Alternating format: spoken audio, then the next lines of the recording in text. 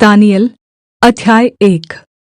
दानिय्येल और उसके मित्रों द्वारा परमेश्वर की आज्ञा पालन।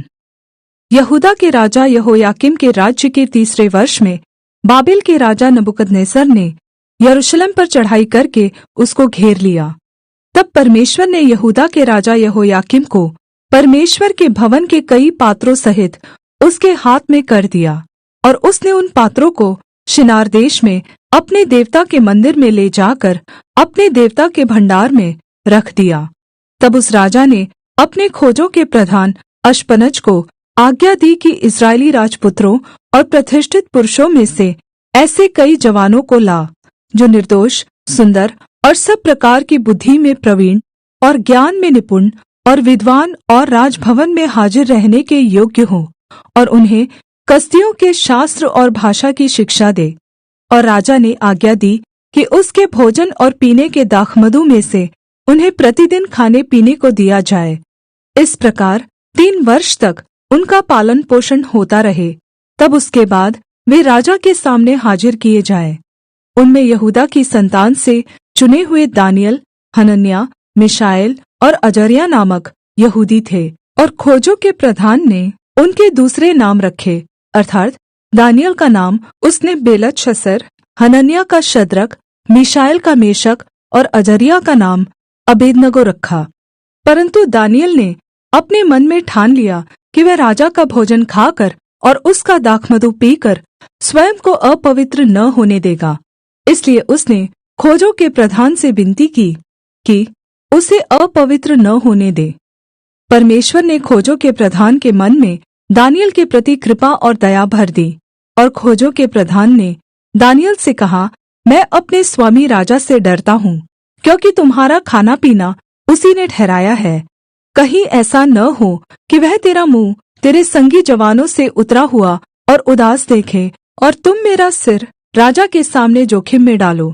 तब दानिय्येल ने उस मुखिए से, जिसको खोजों के प्रधान ने दानिय्येल, हनन्याह, मीशाएल और अजर्याह के ऊपर देखभाल करने के लिए नियुक्त किया था, कहा, मैं तुझसे विनती करता हूँ, अपने दासों को 10 दिन तक जाँच, हमारे खाने के लिए सागपात और पीने के लिए पानी ही दिया जाए।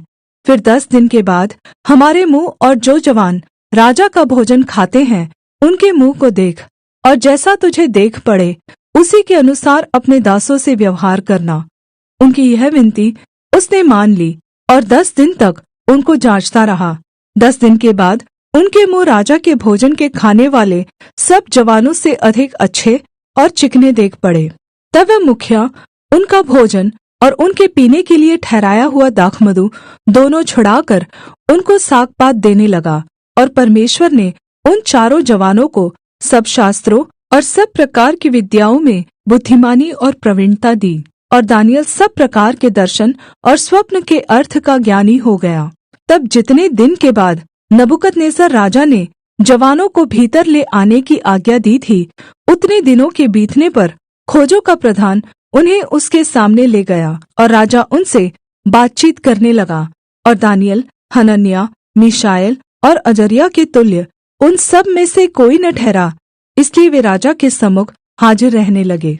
और बुद्धि और हर प्रकार की समझ के विषय में जो कुछ राजा उनसे पूछता था, उसमें वे राज्य भर के सब ज्योतिषियों और तंत्रियों से 10 गुणे निपुण ठहरते थे। और दानिय्येल कुस्रू राजा के राज्य के पहले वर्ष तक बना रहा।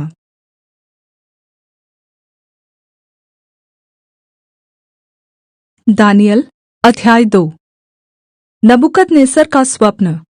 अपने राज्य के 2 वर्ष में नबूकदनेस्सर ने ऐसा स्वप्न देखा जिससे उसका मन बहुत ही व्याकुल हो गया, और वह सो न सका। तब राजा ने आज्ञा दी कि ज्योतिषी, तांत्रिक, टोन्हे और कसदी बुलाए जाए कि वे राजा को उसका स्वप्न बताएं। इसलिए वे आए और राजा के सामने हाजिर हुए। तब राजा ने उनसे कहा, मैंने एक स्वप्न देखा है, और मेरा मन व्याकुल है कि स्वप्न को कैसे समझूं। तब कसदियों ने राजा से अरामी भाषा में कहा, बुद्धिमान जन बहुतों को समझाएंगे, तो भी वे बहुत दिन तक तलवार से छिदकर और आग में जलकर और बंधुए होकर और लुटकर बड़े दुःख में पड़े रहेंगे। जब वे दुख में पड़ेंगे तब थोड़ा बहुत संभलेंगे, परंतु बहुत से लोग चिकनी चुपड़ी बातें कह कहकर उनसे मिल जाएंगे। और बुद्धिमानों में से कितने गिरेंगे और इसलिए गिरने पाएंगे कि जांचे जाएं और निर्मल और उजले किए जाएं। यह दशा अंत के समय तक बनी रहेगी, क्योंकि इन सब बातों का अंत नियत समय में होने वाला है। तब वह राजा अपनी इच्छा के अनुसार काम करेगा और अपने आप को सारे देवताओं से ऊंचा और बड़ा ठहराएगा, वरन सब देवताओं के परमेश्वर के विरुद्ध भी अनोखी बातें कहेगा। और जब तक परमेश्वर का क्रोध न हो जाए तब तक उस राजा का कार्य सफल होता रहेगा, क्योंकि जो कुछ निश्चय करके ठना हुआ है वह अवश्य ही पूरा होने वाला है। वह अपने पूर्वजों के देवताओं की चिंता न करेगा, न स्त्रियों की प्रीति की कुछ चिंता करेगा और न किसी देवता की, क्योंकि वह अपने आप ही को सभी के ऊपर बड़ा ठहराएगा। वह अपने राजपद पर स्थिर रहकर दृढ़ गढ़ों ही के देवता का सम्मान करेगा, एक ऐसे देवता का जिसे उसके पूर्वज भी न जानते थे। वह सोना, चांदी, मणि और मन भावनी वस्तुएं चढ़ाकर उसका सम्मान करेगा। उस पराये देवता के सहारे से वह अति दृढ़ गढ़ों से लड़ेगा, और जो कोई उसको माने उसे वह बड़ी प्रतिष्ठा देगा। ऐसे लोगों को वह बहुतों के ऊपर प्रभुता देगा और अपने लाभ के लिए अपने देश की भूमि को बाँट देगा। उत्तरी राजा की विजय।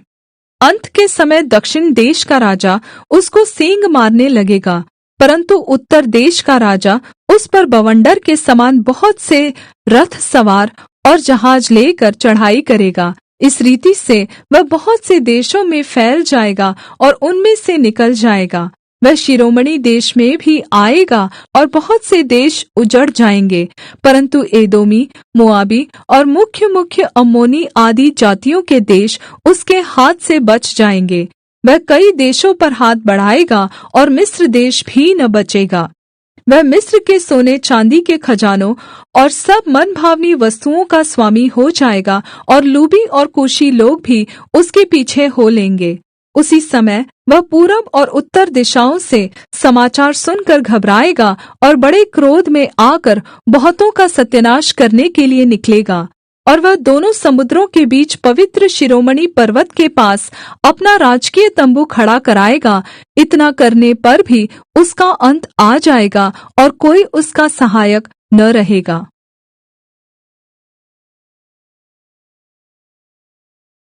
दानिय्येल अध्याय 12। अंतिम दिनों की भविष्यद्वाणी। उसी समय मीकाएल नाम बड़ा प्रधान, जो तेरे जाति भाइयों का पक्ष करने को खड़ा रहता है, वह उठेगा। तब ऐसी संकट का समय होगा जैसा किसी जाति के उत्पन्न होने के समय से लेकर अब तक कभी न हुआ होगा। परंतु उस समय तेरे लोगों में से जितनों के नाम परमेश्वर की पुस्तक में लिखे हुए हैं, वे बच निकलेंगे। और जो भूमि के नीचे सोए रहेंगे, उनमें से बहुत से लोग जाग उठेंगे। कितने तो सदा के जीवन के लिए, और कितने अपनी नामधराई और सदा तक अत्यंत घिनौने ठहरने के लिए। तब बुद्धिमानों की चमक आकाश मंडल की सी होगी, और जो बहुतों को धर्मी बनाते हैं वे सर्वदा तारों के समान प्रकाशमान रहेंगे।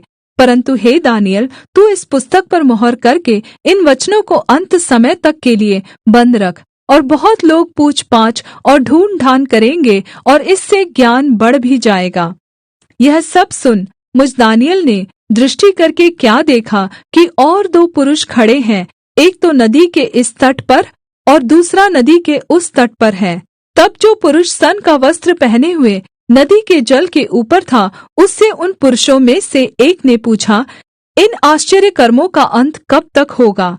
तब जो पुरुष सन का वस्त्र पहने हुए नदी के जल के ऊपर था, उसने मेरे सुनते दाहिना और बायां अपने दोनों हाथ स्वर्ग की ओर उठाकर सदा जीवित रहने वाले की शपथ खाकर कहा, यह दशा 3.5 काल तक ही रहेगी। और जब पवित्र प्रजा की शक्ति टूटते टूटते समाप्त हो जाएगी, तब ये बातें पूरी होंगी। यह बात मैं सुनता तो था, परंतु कुछ न समझा। तब मैंने कहा, हे मेरे प्रभु, इन बातों का अंतफल क्या होगा? उसने कहा, हे दानिय्येल, चला जा, क्योंकि ये बातें अंत समय के लिए बंद है और इन पर मुहर दी हुई है। बहुत लोग तो अपने अपने को निर्मल और उजले करेंगे और स्वच्छ हो जाएंगे, परन्तु दुष्ट लोग दुष्टता ही करते रहेंगे, और दुष्टों में से कोई ये बातें न समझेगा, परन्तु जो बुद्धिमान है वे ही समझेंगे। जब से नित्य होमबलि उठाई जाएगी और वह घिनौनी वस्तु जो उजाड़ करा देती है स्थापित की जाएगी, तब से 1290 दिन बीतेंगे। क्या ही धन्य है वह जो धीरज धरकर 1335 दिन के अंत तक भी पहुँचे। अब तू जाकर अंत तक ठहरा रह, और तू विश्राम करता रहेगा, और उन दिनों के अन्त में तू अपने निज भाग पर खड़ा होगा।